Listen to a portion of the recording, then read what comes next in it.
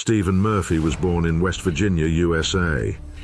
From a young age, he had one goal: to become a police officer. His determination paid off when he joined the police force in Bluefield City. Murphy's passion for law enforcement was evident, and it quickly propelled him through the ranks. Promotions and awards followed, reflecting his unwavering commitment to his duty. In 1987, a new opportunity presented itself, an offer from the Drug Enforcement Administration, DEA. Without hesitation, Murphy accepted. His first assignment was in Miami, a city overwhelmed by drug dealers and the influence of narcotics. His mission was clear: find the dealers, arrest them, and clean up the streets. In just 4 years, he dismantled major drug operations, earning the admiration of his superiors. But his journey was far from over. Another offer came, this time in Colombia. The details were sparse, the mission unclear. Murphy knew only one thing: he had to go.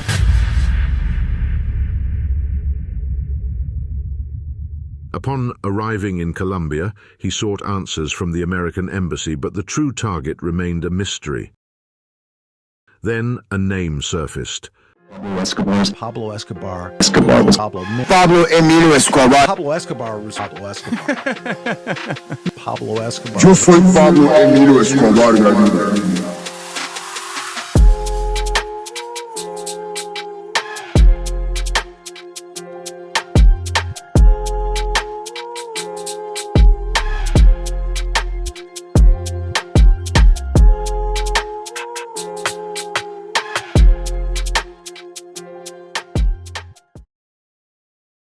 Escobar had recently surrendered to the Colombian government, but instead of relief, a sense of unease filled the room.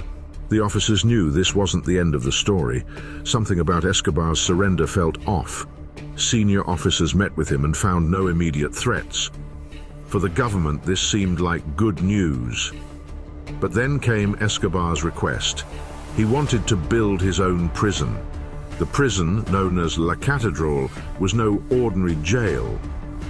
It was a luxurious resort disguised as a detention center, complete with a football field, bar, and private telephone line.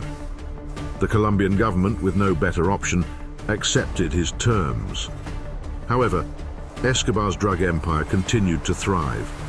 The media caught wind of this, and the public's anger grew. Protests erupted, forcing the government to take action. They decided to transfer Escobar to a normal prison. But Escobar was always one step ahead. Government plans were mysteriously leaked, reaching Escobar before they could act.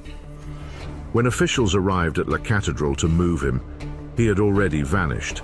He had used an underground tunnel he'd constructed long before. His escape shook the Colombian government to its core. Rumors swirled that officials had helped him, leading to unrest and strikes across the nation. The mission to capture Escobar became urgent. The Colombian government realized they couldn't handle this alone. They needed help. That's when they turned to the DEA. And Stephen Murphy and his team were deployed to Colombia.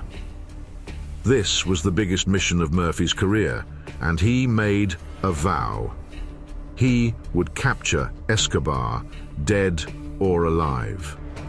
The Colombian government granted the DEA full authority to operate, and the entire country was on the lookout for Escobar.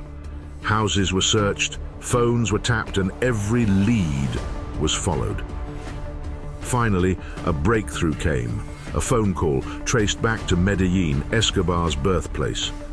Murphy and his team closed in.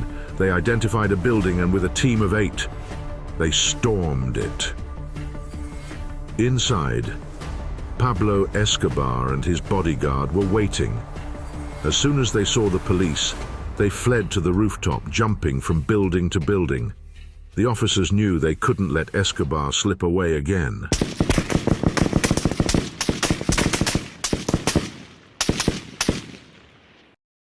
In just 10 minutes, it was over. Pablo Escobar was dead. In Colombia, there was celebration. For many, this was a victory long awaited.